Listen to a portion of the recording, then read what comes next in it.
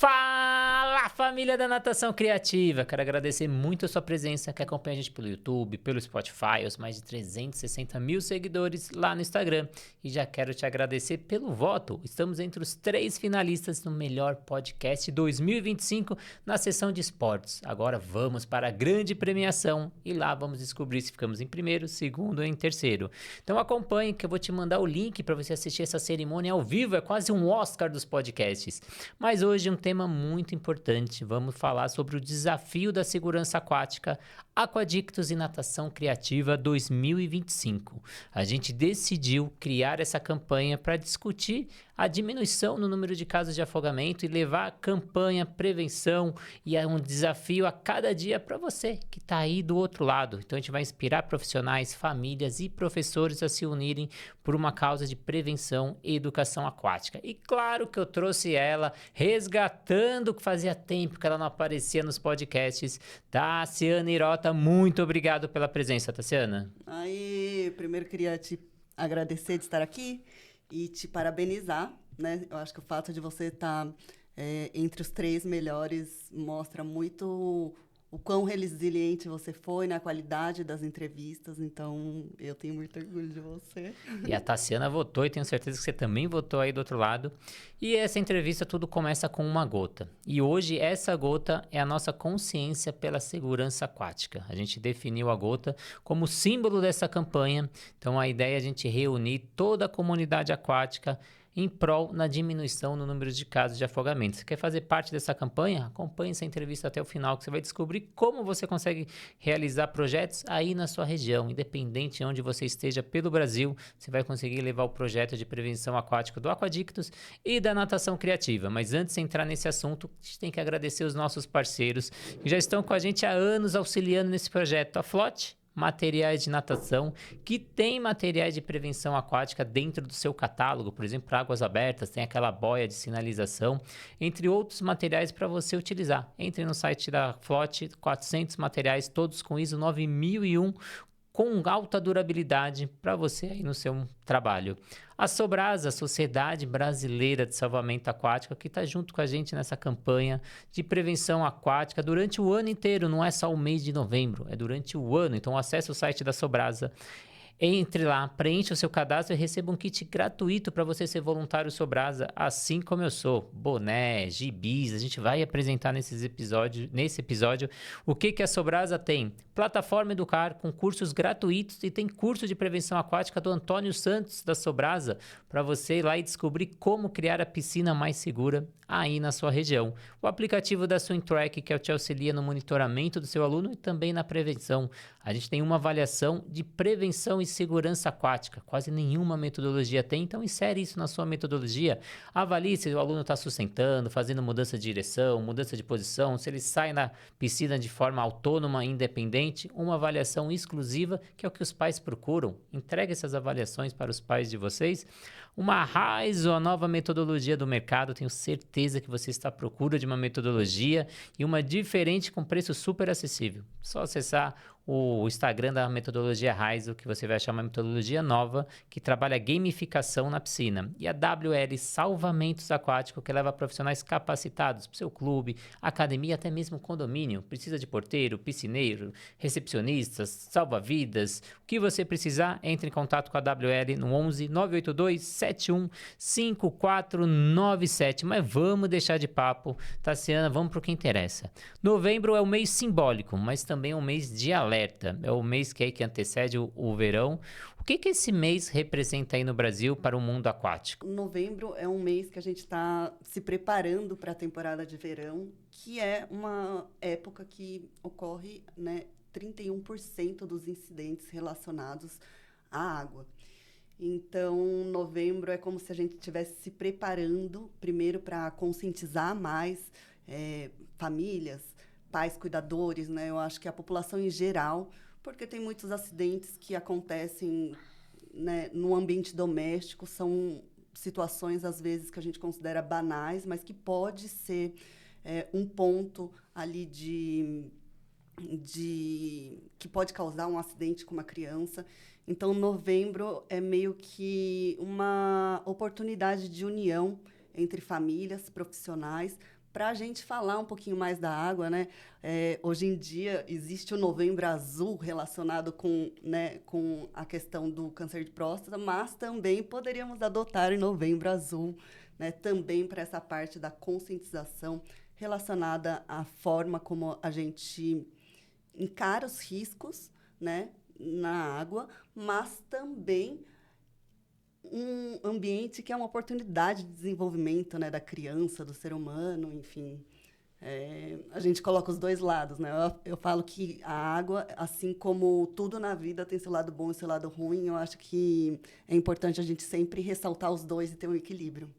Como você disse, é o mês que antecede o verão, então justamente o período que o caso de afogamento cresce drasticamente, como você mostrou, e é o mês nacional de a gente fazer uma mobilização coletiva entre professores, famílias, gestores e até guarda-vidas em torno de uma única causa, que é prevenir o que pode ser evitado. Então, ele não é somente uma data simbólica, é uma oportunidade real de a gente sensibilizar, mudar comportamentos e principalmente educar as famílias. Então, no mundo aquático, novembro é quando a gente troca a competição pela cooperação, o treino pela conscientização e transforma a piscina, o mar, o rio, o lago em espaço de aprendizado e cuidado, que é o que a gente tenta através do projeto que a gente está criando desses desafios para as pessoas. Então, está sendo... O que é esse desafio e qual é a importância desse desafio aí para a comunidade?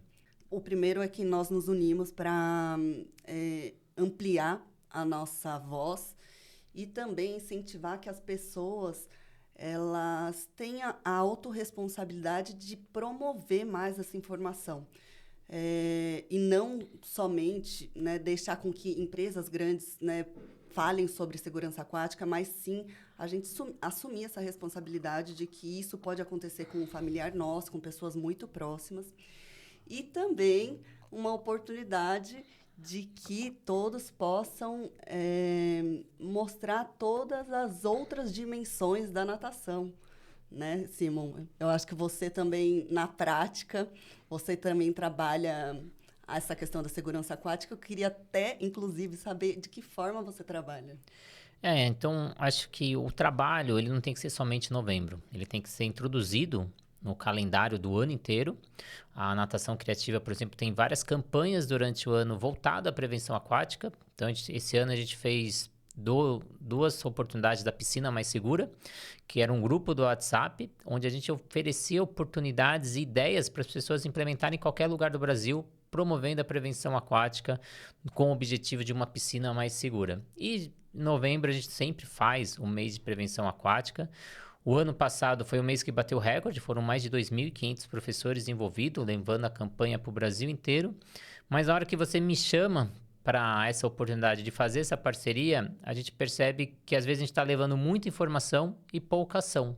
Então, a ideia do desafio é impulsionar a pessoa a executar. E nada melhor do que a gamificação, que está super em forte. Então, ele vai fazer os nossos desafios e vai ganhar coisa em troca. Tem o selo, tem e-book, tem banner, tem várias coisas. Quem tiver no grupo exclusivo do WhatsApp vai receber. Então, basta você escrever aqui nos comentários, eu quero, que a gente manda o link, ou acessar a bio, tanto do Aquadictos quanto da Natação Criativa. A gente tem o link do WhatsApp, mas são ações que a gente vai promover, que a gente já promove durante o ano, tanto Aquadictos quanto Natação Criativa.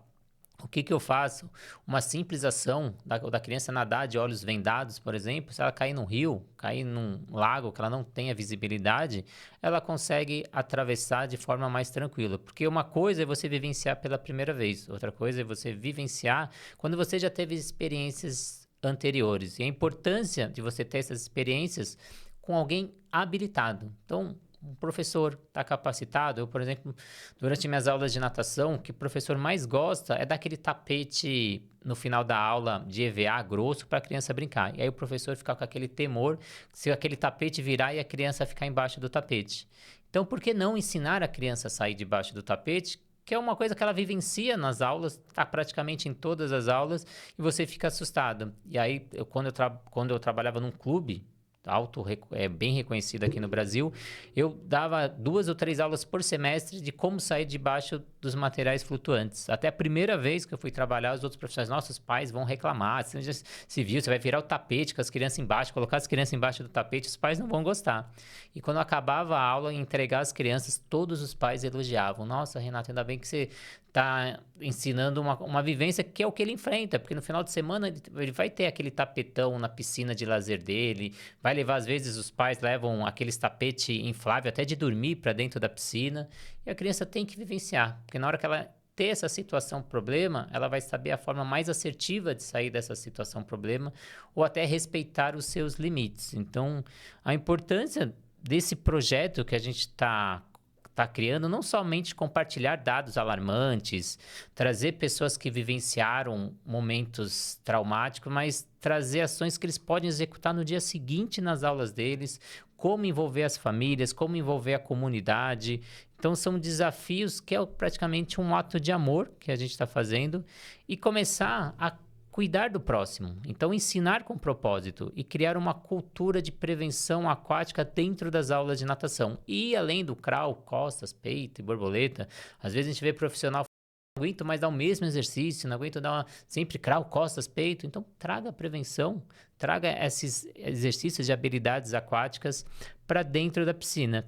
E nada melhor também de trazer, espalhar esse conhecimento, esse cuidado e essa atitude, que como diz o nosso slogan, é uma gota por vez, é um gesto por vez. Então, isso é muito importante. E a dimensão desse problema, Tassiana? Porque ainda a gente se percebe que a gente fala pouco ainda sobre afogamento, sobre prevenção, que falta essa pauta ganhar mais força no Brasil. Eu acho que falta dar voz mesmo e a gente incentivar que cada um assuma essa responsabilidade mesmo da ação. E até complementando um pouquinho, né, seu comentário anterior, na natação, a segurança aquática, ela está enraizada de formas muito simples. O que sim, o profissional ou o pai, quando estiver brincando com a criança, ele precisa ter consciência de que aquilo é uma medida simples e prática que ele pode aplicar. Então, por exemplo, a entrada da criança na água. Ah, vamos sustentar os pés ali na borda, somente com um comando. São dicas muito simples e práticas que, às vezes, esses incidentes eles podem ocasionar por, né, um descuido. Então, eu acho que é importante a gente primeiro trazer tudo isso, né? E mais que isso, fundamentar mais na natação, né? Essa questão de cair do tapetão que você colocou. Eu sou uma pessoa que eu foco muito que a criança desenvolva habilidades aquáticas e a consciência corporal dela dentro da água. Porque uma vez que o corpo que ela saiba equilibrar, né? Primeiro que a gente está trocando de posições, né? Da vertical para a horizontal. Então, enquanto ele estiver nessa transição, né, de mudar decúbitos também, né, ventral e dorsal, quando a gente consegue deixar a criança com altas habilidades para isso, na hora que cair do tapetão, na hora que escorregar da borda, ela vai saber fazer. E aí, quando a gente fala, né, o que a gente precisa? A gente precisa também mostrar essa vertente da segurança aquática. Né?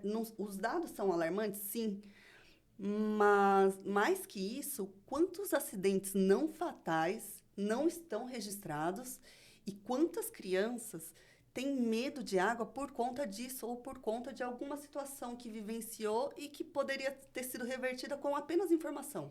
Né? Essa questão da entrada na água, essa questão de saber entender a profundidade de um rio, do mar, né? Quando a água é em movimento, entender como funciona a corrente, como que a gente sai dessa corrente? Né? O que nós vamos fazer, então? E tudo isso, uma corrente, a gente pode formar dentro da piscina, por exemplo, né? Que é uma água que não está em movimento, a gente pode fazer, né? Nadando em círculos, né? Ou caminhando em círculos, fazendo aquele vórtice para que essa criança entenda o que é uma corrente. E, a partir disso, ela aprender a aproveitar, né, do equilíbrio do corpo dela na água para poder sair, né, ou entrar. Porque a corrente ela é muito boa para levar para algum lugar. Então, isso a gente consegue vivenciar tanto, né, esse lado positivo quanto negativo, o nadar contra a corrente. Que para quando a gente vai para um alto rendimento, isso daí também é algo que otimiza, né, e aperfeiçoa a técnica. Então, você falou muito bem. Então, primeiro, condicionar essa criança a pequenos atos, como você falou, não pode entrar na piscina sem um responsável, sem um professor. Eu falo isso em todas as minhas aulas. Tem até aulas particulares que a babá está acompanhando, que a babá dá até risada. Porque a primeira coisa que eu chego na piscina, eu falo para a criança: quem entra primeiro na piscina? Você pode entrar primeiro na piscina? São todas as aulas. Se eu tenho 365 aulas com aquele aluno, eu falo os 365 dias, porque aquilo tem que estar na cabeça daquela criança. Quando é uma prevenção, ele cresce com aquilo. Aquilo é enraizado. Como a gente ensina a criança a atravessar a rua, como ensina uma pessoa a usar o cinto de segurança, ensina a utilizar o capacete como prevenção, a gente tem que trazer as medidas preventivas da criança desde pequena. E isso vai ser pelo resto da vida. E eu vejo que esses dados ainda são alarmantes e ainda não falamos muito sobre o afogamento ou prevenção aquática, porque ele, como você disse, ele é visto como um acidente, ele é visto como uma fatalidade. E a gente sabe que não é assim. Ele é um incidente. 99% dos casos poderiam ter sido evitados. E é o que o Davi Spillman fala muito bem. Por que você acredita que o afogamento não é um acidente, sim um incidente? Porque realmente ele pode ser prevenido, né? Na maioria das vezes pode ser prevenido. É lógico que às vezes há situações que realmente é um acidente, né? A gente também não pode evitar, né? De repente, sei lá, tava andando de barco, pegou uma maré alta, tal, e enfim, a pessoa caiu do barco. Existem os acidentes. Porém, a maioria dos casos a gente sabe que pode ser prevenido através da consciência. Inclusive, você falou essa questão, né, de falar para o aluno, olha, não pode entrar, tal, né, e a babá às vezes ri, mas eu acho que até esse desafio, a oportunidade da gente também fazer com que os pais e os responsáveis, né, cuidadores, também tenham essa consciência, né, porque a partir do momento que a babá está vendo que o professor está preocupado, ela também tem que passar a se preocupar quando ela estiver com ele. Por quê? Porque o professor está ali, se faz 2 vezes por semana, está ali por 40, 45 minutos, 1 hora, né? 2 vezes por semana. Mas a babá e os pais estão com a criança sempre. Então, acho que é importante também a gente conseguir fazer com que haja um equilíbrio na comunicação, né? Por isso que aqui a gente não fala só de trazer essa consciência para os profissionais, mas também para os pais e cuidadores, porque afinal são eles que passam a maior parte do tempo com eles, né? E aí, quando a gente fala de prevenção, a gente está falando de todos os cuidados, né? Tanto dentro de casa, quando vai para os ambientes aquáticos, daí é importante diferenciar, né? A água em movimento, a água sem movimento, né? A piscina. Então, tem que esperar, que mais? Né? A gente precisa também entender que tem algumas casas que vão ter uma lona, de repente a lona pode ser um ponto focal também, dependendo de como for a lona, entender como são essas grades, né? A altura das grades, o que eu preciso estar preocupado quando a gente entra num ambiente desse. E eu acho que através da consciência, principalmente, né, dos pais cuidadores, é onde a gente consegue fazer ganhar força toda essa questão da prevenção, né, e evitar com que esse tipo de incidentes e acidentes aconteçam. Então, o responsável que tem esse maior contato com essa criança, a gente tem que conscientizar eles. Eu, por exemplo, nessas aulas de personagens que eu falei, uma vez eu estava terminando minha aula e o responsável que estava com ela falou, não, pode deixar a criança aí que ela vai continuar na piscina, professor, não precisa tirar ela porque o irmão vai brincar com ela. O irmão tinha habilidade e a criança era de 3 anos, ela não consegue sustentar muito tempo. Aí tem um pedaço da piscina que é mais raso e tem um pedaço que é mais fundo e lógico, o irmão que tem mais habilidade fica no fundo. E o responsável fala, não, mas você não pode ir pra lá, mas você não pode ir pra lá. Imagina uma criança que quer brincar com a outra e você fala, não pode ir pra lá. Então, num piscar de olho, o incidente pode acontecer. E aí eu vou lá conscientizar a família que não pode ter que estar um braço de distância, porque você está um espaço que você está hábil a conseguir pegar essa criança, ela não vai submergir e não vai afogar. Não adianta você estar fora da piscina olhando, porque vão ter distrações. Tem o celular, tem um amigo que vai vir conversar com você, tem alguém que vai passar, e aquilo acontece muito rápido. Então, você tem que estar um braço de distância. Então, são 5 medidas de prevenção que o responsável tem que tomar. Que o primeiro é estar 100% de olho no bem mais precioso, que são as crianças. Então, sempre tem que ter um adulto responsável por essas crianças uma distância segura, que como eu disse é um braço, é o tempo de reação hábil, que dá tempo de você auxiliar essa criança. A segunda é sempre um guarda-vida presente, qualquer ambiente aquático, a gente tem que ter um guarda-vida, às vezes a gente não dá o tanto valor, porque o salva-vidas só age em caso de emergência, mas já tem os dados que o risco estimado de morte por afogamento em áreas de banho sem guarda-vidas é 60 vezes maior. Então, a importância de você ter esse guarda-vida presente em qualquer ambiente aquático. Terceiro, é saber o que fazer em situações de emergência. Então, você que é responsável, você que é professor, o que eu vou fazer primeiro para prevenir o afogamento, para eu não ter que agir? Se eu tiver que agir, então como fazer isso e como fazer isso de forma assertiva? E quarto é manter o local restrito. Então, como você falou, a grade é muito importante, não dá acesso para essa criança e às vezes não só piscina. Às vezes a balde, privada, tanque. Então, são todos ambientes aquáticos. Basta ter 2 dedos de água que já está tendo risco para a criança, dependendo da faixa etária. E o último é o ralo de antissucção, que 99% desses acidentes poderiam ser evitados por um simples ralo para não ter a sucção dessa criança. Se a gente falar um ralo, ele custa de 70 a 80 reais e a gente vai em algumas piscinas, principalmente quando a gente dá aula de personal em condomínios, que não tem esse ralo anti-sucção, que aí pode puxar o cabelo, ou mesmo a pele, ou a roupa, às vezes a menina está de maiô. Então são 5 atitudes super importantes para qualquer responsável praticar aí do outro lado. E aí, até para complementar, quando a gente fala dessa distância de um braço, é também importante esse responsável ter consciência de qual é a habilidade dele na água. Porque, às vezes, um acidente pode acontecer, né? Um incidente pode acontecer um pouquinho mais longe. E, assim, de que forma você vai reagir? Qual vai ser seu tempo de reação? O que você vai conseguir fazer para tranquilizar aquela pessoa se ela está um pouquinho mais longe? Né? Até você chegar, de que forma você vai chegar? Quando você chegar, de que forma você vai resgatar ou ajudar essa criança? Então, a gente acaba sendo uma responsabilidade interdisciplinar, porque a gente também não pode só terceirizar a habilidade da criança, né? A gente precisa ter consciência da nossa habilidade para saber de que forma nós podemos ajudar também. E quando a gente fala de babás, inclusive no Chile, teve uma família que se preocupou, a babá gostava, né, da questão da natação, mas ela tinha medo porque ela nunca tinha tido oportunidade de nadar. E a família se preocupou, né, em ofertar esse treinamento para ela, para que ela pudesse, uma, aprender a nadar, outra, eram 3 crianças, né, de 3 e 5 anos, então também era a oportunidade de ter mais uma camada de prevenção.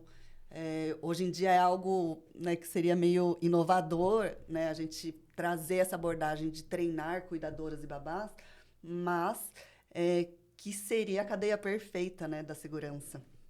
E você falou desse acidente que às vezes não acontece próximo da borda, mas 90% dos incidentes acontecem próximo da borda. Então, às vezes, a gente está preocupado com essa criança nadar 20 metros, 15 metros, às vezes uma piscina inteira, 25 metros, e ela só precisa ter ali 1 ou 2 metros, porque geralmente ela cai dessa borda e ela tem que retornar e sair dessa piscina. A gente tem até um projeto em parceria com a Raquel Correia, que é o Pula, Vira e Segura, a gente tem até essa camisa, que é ensinar os pais e até mesmo os professores, porque às vezes a gente tem aquele hábito da criança estar na borda e falar, pula que eu te seguro, pula que eu te seguro. Mas quando aconteceu o incidente, não tem um adulto ali para segurar essa criança. Então, é ensinar essa criança a pular, virar, nadar até a borda e sair da piscina de forma autônoma e independente. Então, ensinar ela a colocar os cotovelos, o joelho e sair. Porque às vezes a gente sempre quer auxiliar, a gente tem esse hábito de querer auxiliar essa criança, mas não, deixa ela sair de forma autônoma, que se ela estiver sozinha na piscina, ela tem que saber sair daquele ambiente. Ou se ela cair, procurar o local mais próximo, é uma raia, é uma escada, para onde ela vai se localizar. Então, são várias campanhas que a gente tem de vários profissionais pelo Brasil, que são importantes, que a gente traz não somente em novembro, mas trazer isso no ano inteiro. Inclusive, até trazendo essa situação, né, do pula, vira e volta, uma brincadeira que é muito simples também e que já faz esse treinamento, o que é? Você jogar um brinquedo a criança pula da borda a partir do seu comando, 1, 2, 3 e já, né? Agora é o João, enfim, eu acho que cada pessoa adota um comando para si, mas dá o comando, vai buscar o brinquedo, vira e volta. Acaba sendo um negócio super divertido, né? E essa saída da borda, inclusive, só para complementar o que você falou, essa saída da borda para a criança é muito importante para fortalecimento da musculatura também. Porque esse movimento de sair da borda é muito semelhante ao crawlzinho depois, quando ele avança. Então, são várias... Na verdade, em uma brincadeira, você está contribuindo com o desenvolvimento integral da criança, né? E não somente focado na segurança, mas também nesse desenvolvimento psicomotor. Então você trouxe um tema muito importante, né? Então, como a natação, especialmente a infantil, ela pode ser uma ferramenta de prevenção e cidadania aquática e a gente não focar apenas em técnica. Eu acho que justamente trazendo essa abordagem de desenvolver as habilidades aquáticas para desenvolver a consciência do corpo na água, né? E aí, trazendo um pouquinho o que eu tinha comentado anteriormente, quando primeiro essa transição da vertical para horizontal, né? Nessa transição a gente tem várias outras posições que esse corpo pode adotar, né? Então, por exemplo, quando ela vai respirar, o corpo fica meio na diagonal. Então, assim, de que forma a gente vai conseguir equilibrar esse corpo para que ele fique de forma equilibrada na horizontal e para que, né, até numa situação de perigo, ele consiga fazer o giro, ficar em posição dorsal, né, de barriga para cima e conseguir se relaxar e respirar. E para isso, né, para ele conseguir equilibrar esse centro de gravidade, para ficar na posição horizontal, de barriga para baixo, o que ele precisa fazer? Ele precisa estar relaxado. Mesmo que seja numa... E aí eu acho que essa é a sacada, né? Caiu do tapetão. De que forma a gente vai, entre aspas, simular uma situação de perigo, mas dando a consciência da criança do que ela precisa fazer naquele momento? Então, caiu. Tá ali na vertical, né? E tentando levantar para respirar. Tá com dificuldade? Tentou 1, 2 vezes, não conseguiu? Tenta virar em algum decúbito. E aí, vai depender da habilidade da criança, tal, né? Tudo isso é um processo, mas, assim, o ideal também, o que é? Olha para cima para poder respirar. Equilibrou a cabeça, né? Olha para cima para poder respirar. Olhou, equilibrou a cabeça. Relaxa, porque esse quadril tem que subir. Para esse quadril subir, se ele tiver, né, tenso, ele vai apertar, vai fazer conchinha. Então, eu olho para cima, eu relaxo esse quadril, eu já estou numa posição relaxada para eu poder respirar e tomar fôlego para me deslocar, se eu precisar, né? Ou se eu preciso voltar para o tapetão, se eu preciso ir para a borda. E a gente já viu algumas situações que, às vezes, a criança estava do lado da borda e atrás do responsável. Então, assim, mesmo um braço de distância, às vezes pode ser um perigo, porque se você tiver de costas para essa criança, você não vai visualizar que ela está precisando de ajuda. Por quê? Porque quando a pessoa está imergindo, ela não consegue falar, obviamente. Então, o afogamento é silencioso. E eu acho que esse é o ponto de atenção para que sempre, né? O adulto, o cuidador, vai entrar na água. Sempre ter um ponto de visão que ele consiga ver toda a piscina, né? Sempre estar encostado ali na parede para ele conseguir ver tudo e para que, né, até numa situação que possa, que ele precise de ajuda, ele consiga também apoiar essa criança ou direcionar no que ela tem que fazer, porque muitas vezes é isso também. Se o adulto se desespera, a criança olha a cara do adulto, né? E dependendo da situação, se você está com o pé no chão ou não, tudo isso pode influenciar. Então, acho que assim, dei uma misturada em vários pontos, mas meio que é isso, né? Uma coisa vai complementando a outra, e eu acho que dentro dessas atividades da natação a gente consegue fazer com que até situações de perigo seja divertida. E aí eu vou pegar alguns pontos importantes dessa sua fala. O primeiro é o adulto. O adulto, ele é um elo importante com essa criança. Primeiro, que numa situação de emergência, uma situação de que aconteça algo, a forma como esse adulto vai agir é a forma como essa criança vai entender a dimensão desse perigo. E o segundo que são os exemplos. Então não adianta eu ensinar uma criança se eu não dou os exemplos. Se eu falo que não pode correr em volta da piscina e eu fazer esse movimento. Então o adulto precisa ser esse elo de exemplo para essa criança. E o segundo que você falou, o ponto do cachorrinho. A natação criativa está com a pós-graduação, que a gente está em 12 cidades, mais no 100% digital. E aí, quando a gente entra na pós-graduação, a gente se aprofunda mais em cada tema, em cada conteúdo. Por exemplo, um dos módulos foi sobre aprendizagem motora, com a professora Cláudia Barros, que ela ressaltou bem que o nado cachorrinho, às vezes a gente dá muita ênfase e até é motivo de avaliações, não que ele não seja, mas a criança ela tem que vivenciar e não ser cobrada por esse cachorrinho, principalmente nas primeiras idades. Porque como ela trouxe pela aprendizagem motora, a criança ela tem a habilidade de executar o cachorrinho depois que ela começa a adquirir a lateralidade, que é por volta ali de 6 anos. E a gente está iniciando com essa criança com 3, 4, 5 anos dela fazer esse movimento alternado. Só que a criança nessa idade ela tem que fazer um movimento simultâneo. Aí, por que não ensinar esse braço de peito para fazer esse deslocamento e no momento de respiração, que essa criança não tem muito tempo, que ela não consegue sustentar por muito tempo e não tem a coordenação de manter a posição da pernada com a abraçada, fazer essa mudança de posição que você falou. Então, em vez de levantar essa cabeça e afundar esse quadril, fazer um movimento de mudança de posição para respirar. Isso vai dar mais tempo para ela ficar nesse ambiente ou até mesmo chamar ajuda. Então, são movimentos que a gente vai mudando e conscientizando a comunidade aquática de fazer mudança de direção, mudança de posição, essa saída da borda de forma autônoma. Então, são pequenas mudanças que a gente vai adquirindo nas aulas que são importantes. E aí eu vou te trazer um case que eu adoro falar, que é um momento de a gente refletir. Eu uma vez fui passar férias no momento de julho, porque antigamente, como trabalhava em clube, eu só pegava férias em janeiro ou em julho. Eu fui no inverno na praia. Fui para Trindade, no Rio de Janeiro, e é uma praia que é um tapete. Não tem onda, não tem nada. E naquele momento não tinha guarda-vidas porque era momento de baixa temporada. E aí tá aquela casal, famosa selfie. O casal foi tirar selfie, a moça caiu no mar. E visivelmente ela não sabia nadar. E aí o marido, o namorado, não sei, pulou e tirou ela da água. Só que para ele sair da água, ele quis vencer a arrebentação. Então ele ia nadando, as ondas levavam ele para a pedra. Ele ia nadando, as ondas levavam ele para a pedra.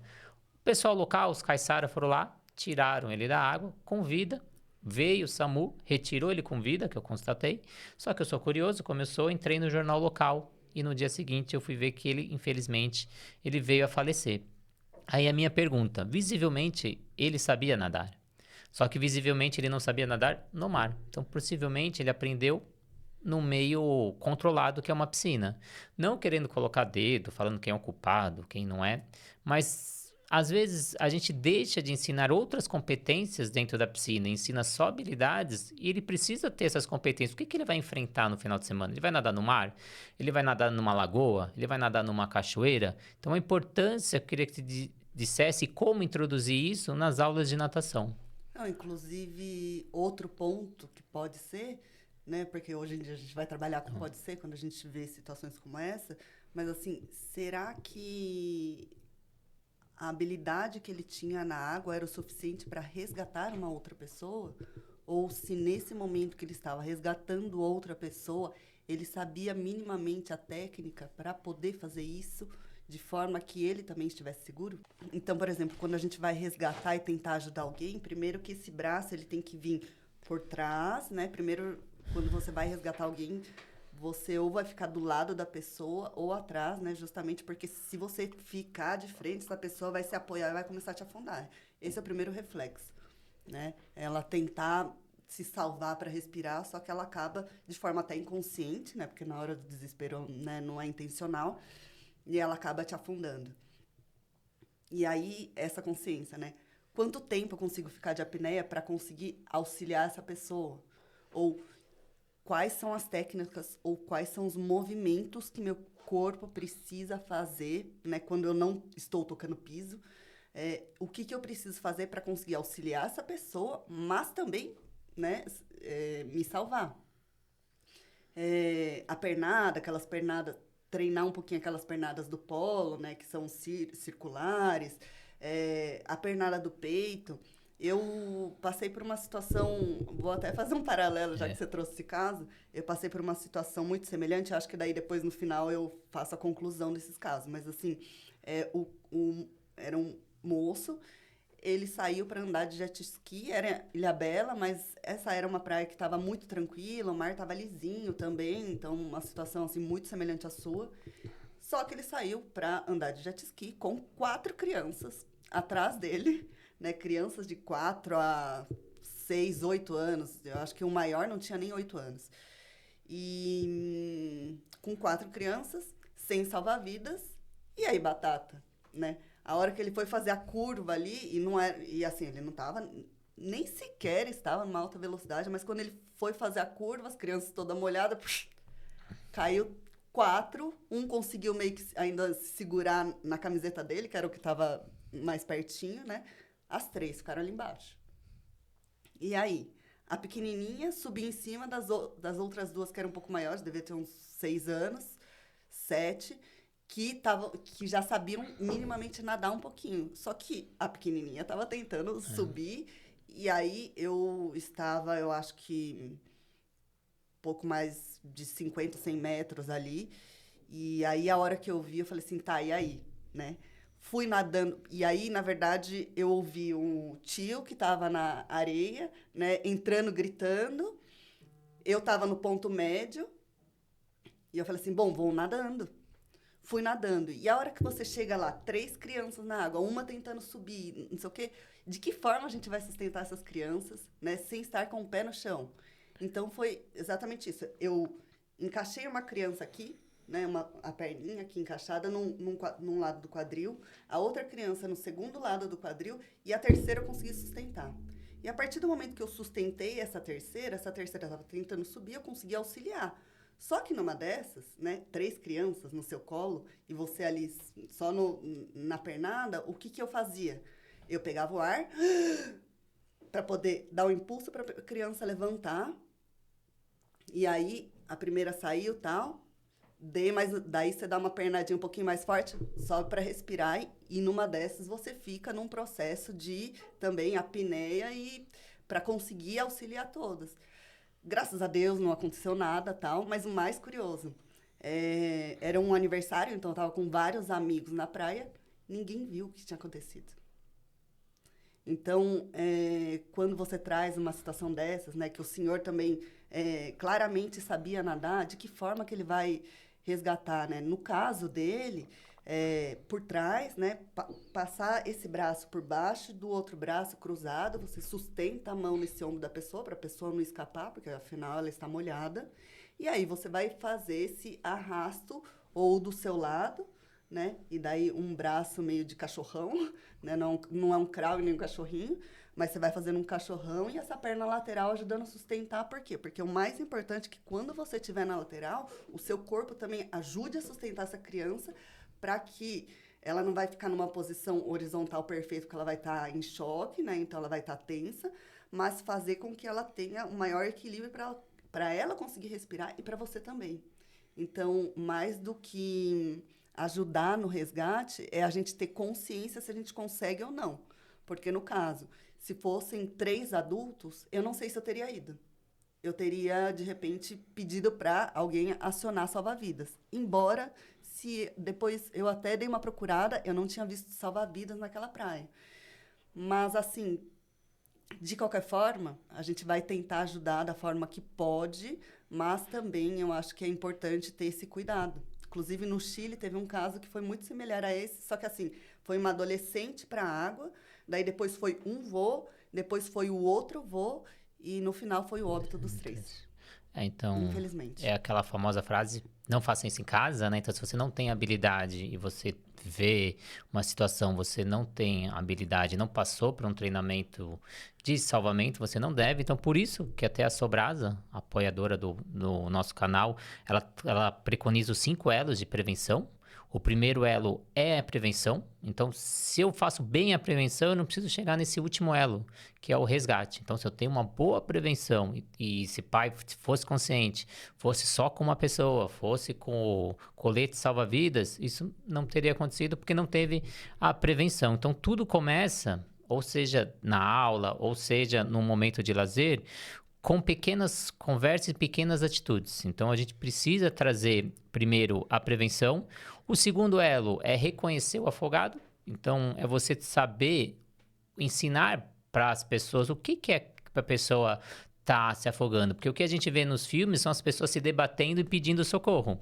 E não é isso que acontece na realidade quando uma pessoa está afogando. Ninguém se debate, ninguém pede socorro. Então, como identificar que a pessoa está precisando de ajuda? E aí o terceiro elo é fornecer um material flutuante. Então, não se colocar em risco, como você disse nesse caso, que 3 pessoas vieram a óbito. Então, usar, ou às vezes, a sua criatividade e procurar nesse meio algo que você possa entregar. Então, uma boia, um brinquedo, uma garrafa PET, toalha. A Sobrasa preconiza você criar uma garrafa PET com uma corda dentro que você joga. Então, se você entrar no site da Sobrasa ou no YouTube, tem esse material super simples de fazer com uma garrafa plástica que você consegue arremessar e consegue puxar essa pessoa depois. O quarto elo é retirar essa pessoa com segurança, mas só caso você consiga e esteja apto para fazer isso. Então, se você não tem as habilidades, se você não tem esse treinamento, deixe para uma pessoa especializada, como a Tassiana falou, procurar um salva-vidas, procurar um responsável. E o quinto elo que fecha tudo é prestar os primeiros socorros e acionar ajuda. Mas a gente só vai chegar nesse último elo, ensinar as crianças a ligar para o 93, manter a calma e fazer esses primeiros socorros, quando a gente não conseguir fazer os 4 elos de forma eficiente. Então, a gente precisa caminhar com esses 5 elos. E aí a importância, para a gente finalizar, Tassiana, a importância de a gente envolver a família em todo esse processo, em toda essa conscientização. Como fazer isso envolvendo a família? Eu acho que a maior oportunidade é nesse período que a gente realiza a campanha da segurança aquática, a gente inclui os pais também nas aulas de natação. Eu acho que essa é uma ação que é simples, né? Não tem um custo, e que é uma forma da gente integrar e fazer com que os pais se aproximem mais da informação, né? Dessa gota de consciência que a gente está fazendo aqui, para que ele saiba o que fazer e como fazer com o filho. A gente vive nesse tempo aí de distrações, de rotina acelerada, os pais correndo do trabalho, celular, compromisso, mas é justamente a gente quer trazer esse momento de conscientização para levar esse tema de forma leve, afetiva, consistente. A primeira coisa é conscientizar que os pais não precisam virar especialistas de natação, eles só precisam estar presentes, atentos e envolvidos com essas crianças, e essa presença é simples. É assistir a aula de natação do seu filho, é conversar com o professor, é reforçar com a criança o que ela aprendeu na aula, é perguntar o que a criança pode e não pode fazer, então auxiliar nesse processo de ensino-aprendizado. E quando o adulto demonstra interesse, a criança entende que aquilo tem valor. E a mensagem de segurança ganha ainda mais força. Então a gente quer educar pelo exemplo, que essa família entenda as atitudes que ela tem que tomar, como a gente comentou no churrasco de final de semana, ter o pai da rodada ou a mãe da rodada que vai estar sob supervisão daquelas crianças, sempre com um braço de distância. Então, é importante a gente envolver toda a família. E esse é uma época que é essencial para a gente executar isso. Então, garantir que todas as crianças cresçam com liberdade, confiança e prazer com a água. Porque não adianta a gente tirar as crianças da água porque lá tem um risco, mas sim ensinar ela a utilizar aquele meio. Então, as academias, escolas de natação têm que fazer campanhas, rodas de conversas, vídeos curtos, desafiar famílias, fazer dinâmicas de prática, às vezes trazer convidados, personalidades do mundo aquático. Isso vai atrair mais pessoas para a sua academia, novos clientes para você. Então, aproveitar, trazer às vezes ações de bombeiros e promover alguma ação dentro das suas aulas. Então, é muito importante. E aí, para a gente fechar, o professor que está ouvindo a gente, que é o nosso maior público, o que ele pode fazer a partir de amanhã para aplicar nas aulas deles a prevenção aquática? Primeiro, se inscrever lá no nosso grupo de WhatsApp. O link vai ficar na bio, né? Primeiro se inscrever, porque é lá onde a gente está dando todos os detalhes da ação. Então, por exemplo, tem que postar uma foto com o template X. Dentro do grupo, a gente está explicando o passo a passo de como usar o template, onde, né, como pegar, o que fazer e tal. Então, na verdade, eu acho que o WhatsApp, esse grupo, é a oportunidade da gente ficar mais pertinho de todos os profissionais e pessoas, né, que abraçam a causa. E, além disso, eu acho que mais do que compartilhar é também cada pessoa trazer a sua experiência relacionada à água, relacionada à segurança, para que cada vez essa voz fique mais forte e a gente consiga realmente, né, fazer com que um Brasil aquático seguro ou um mundo aquático seguro, né, ainda a gente precisa dar um pouquinho mais de mídia para isso, não só através, né, do medo e de a água é perigosa. Às vezes ficava louco, porque chegava uma criança com medo de água que a mãe falava, água é perigosa, água é perigosa. E a criança ficava com aquilo, né, de água é perigosa. Lógico, depois fui entender, já havia tido um caso, né, que felizmente não foi fatal, mas daí ficou a família toda assustada. Mas a gente precisa mostrar o outro lado também. Então, eu acho que, basicamente, o que é, né, tanto para criança quanto para adulto, a gente desenvolver a autonomia da pessoa na água, a gente desenvolver a autoconfiança e, finalmente, ter consciência dos riscos. Eu acho que, quando a gente fala de segurança aquática, mais do que a gente assustar com dados, a ideia do desafio é justamente a gente trazer uma forma de ter consciência do risco e de saber o que ela pode ou não fazer em determinada situação. Eu acho que essa é a parte de onde a gente consegue equilibrar os dois polos, né? Acho também um ponto importante que as pessoas têm dificuldade de avaliar a sua habilidade frente ao ambiente que ele se encontra. Então, qual que é a minha habilidade, até onde eu posso ir? Então, qual que é o meu limite? E o objetivo dessa campanha aqui é unir o Brasil disseminando informações. Mais pessoas vão saber sobre os dados, sobre como agir, mais pessoas engajadas, e aí a gente não vai precisar mais lidar com o afogamento. Então a gente quer dar eco e disseminar as ações práticas com o objetivo de prevenção, unir o Brasil nessa causa. Quanto mais pessoas engajadas, mais informações serão disseminadas. Então a União Natação Criativa e Aquadictos vem para isso, para a gente chegar no maior número de pessoas. Juntos a gente é muito mais forte. E algumas ações para você já começar no dia seguinte. Primeiro, acesse o site da Sobrasa, vire voluntário Sobrasa. Você preenchendo o cadastro, você recebe um kit gratuito na sua casa. Você recebe a camiseta de voluntário Sobrasa, assim como essa que eu tenho, falando que eu sou voluntário Sobrasa, e você pode levar as ações da Sobrasa, não só no mês de novembro, mas o ano inteiro. São 17 ações diárias que a Sobrasa tem, com mais de 7 mil voluntários pelo Brasil. A Sobrasa está em todos os estados do Brasil, então você precisa de qualquer coisa, um curso, informações, precisa que alguém da Sobrasa vá até a sua academia ou até a sua aula de personal, só entrar em contato, vire voluntário, você vai receber esse boné, essa camisa. Eu tenho o kit aqui que eu recebi folhetos e folders para você entregar para as famílias. A gente tem como fazer isso de forma lúdica com os personagens da Sobrasa que a gente tem aqui, com os rostos. A gente tem gibis que a Sobrasa entrega nesse kit para você entregar para as crianças. Um gibi aqui para eles, para conscientizar do que eles podem fazer isso de forma lúdica, de forma consciente. Temos também o projeto TubaGo, que é o projeto da ViaCef, que é uma plataforma que faz a conscientização sobre a prevenção aquática, principalmente para famílias. Tem os jogos interativos para as crianças, então também acessa a plataforma aí, tubago.com.br, que também está essa causa pelo fim do afogamento. E ainda tem um projeto que está rolando em Araraquara, um projeto de lei que está para ser aprovado. Lá o Ronaldo Pires conseguiu um projeto que foi aceito de forma unânime dentro da Câmara por todos os vereadores. Então ele vai virar um projeto de lei oficializando o mês de novembro e levando projetos não só para academias, mas também para a comunidade e escolas públicas. Então, isso abre precedência para todos os estados do Brasil e todas as cidades a gente levar esse projeto de lei, engajar mais na política e conseguir levar esse projeto para conscientizar. E um que eu já falei e volto a reforçar é a Raquel Correia, que ela tem um projeto Pula, Vira e Segura. Então, acessa o Instagram Segurança Aquática e conheça o projeto da Raquel Correia.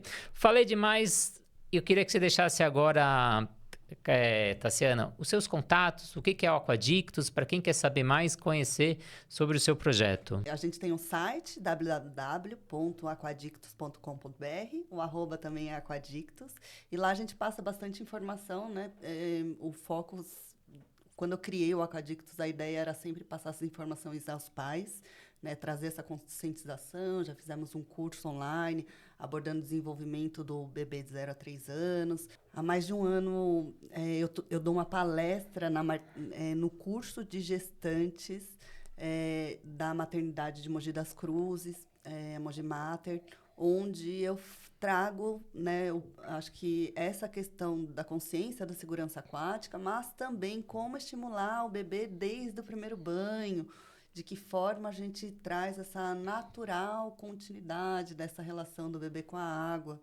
E através disso, né, e aí em paralelo, consultorias para academias e também, né, personais e essa consultoria aí para as mamães de recém-nascidos. Você ficou curioso para saber mais? Tem 2 entrevistas com a Tassiana aqui nesse canal, então corre lá no YouTube. Não achou? Manda mensagem aqui nos comentários que eu te mando essas 2 entrevistas. Uma falando desse receio, dessa insegurança da criança, como você lidar com isso, e a outra falando sobre o crescimento e desenvolvimento desse bebê. 2 entrevistas incríveis. E antes de finalizar, claro que a gente tem que agradecer os nossos parceiros, a Flote Materiais de Natação, que trabalha a prevenção e que auxilia e também incentiva esses projetos, apoiando diversos eventos durante o Brasil, apoiando a Sobrasa, apoiando a natação criativa. Agradecer muito aí a Flote, a Sobrasa, que apoia a gente durante o ano inteiro. Foram 3 eventos com a Sobrasa em parceria, 2 de piscina mais segura e agora de prevenção aquática. A Raizo, nova metodologia no mercado, que trabalha a gamificação. Leve esse projeto para a sua academia. Você que está sem metodologia e procurando uma metodologia nova, tem metade do preço do concorrente. A WL Salvamentos Aquáticos, que leva profissionais capacitados aí para que você está com dificuldade de achar profissionais. Vários gestores me procuram e falam: Renato, eu não consigo mais achar profissional capacitado. A WL faz esse treinamento e já entrega o profissional capacitado para você. Entre em contato no 11 982 71 5497. Plataforma Educar, com mais de 200 cursos, inclusive curso de prevenção aquática, curso da Sobrasa de forma gratuita. Entra lá na Sobrasa e procura o curso do Antônio, que ele fala tudo sobre piscina mais segura. E o aplicativo da SwimTrack, que te auxilia aí no monitoramento do seu aluno e tem avaliação de prevenção e sobrevivência aquática. Você consegue acessar ela porque o aplicativo tem 1 mês gratuito para todo mundo que acessa e faz o cadastro com todas as funcionalidades acessíveis. Então você olha a avaliação e aplica e adapta aí para a sua realidade. Tassiana, mais uma vez, muito obrigado. Obrigado pelo projeto e agora a gente levando os desafios durante esse mês de novembro. Sim, mergulhe com a gente, te convido a que participe conosco e que a gente realmente faça com que essa corrente se fortaleça a cada ano e que cada vez mais unidos, né, para que todo mundo ame a água e consiga desfrutar da melhor forma possível. Então, agradeço você aí do outro lado. Se você ficou até o final, essa entrevista fez sentido para você, compartilha com um amigo seu, ativa a notificação. 60% de quem segue o canal ainda não ativou a notificação e depois reclama comigo que perdeu aquela entrevista, que alguém está comentando, fala: nossa, eu não tinha visto. Tá boa, então ativa a notificação para sempre receber. E claro, segue o nosso canal. E mais uma vez, muito obrigado pelo seu voto. Estamos entre os 3 melhores podcasts de 2025 na seção de esportes. Agora eu estarei na celebração, em breve eu te falo se eu fiquei em primeiro, segundo ou terceiro, e os próximos episódios vai ter um troféu nessa mesa, porque independente da colocação que a gente tiver, a gente vai ganhar o troféu, e o troféu de melhor podcast, o segundo ou terceiro, estará nessa mesa. Então, muito obrigado a vocês, e até a próxima entrevista.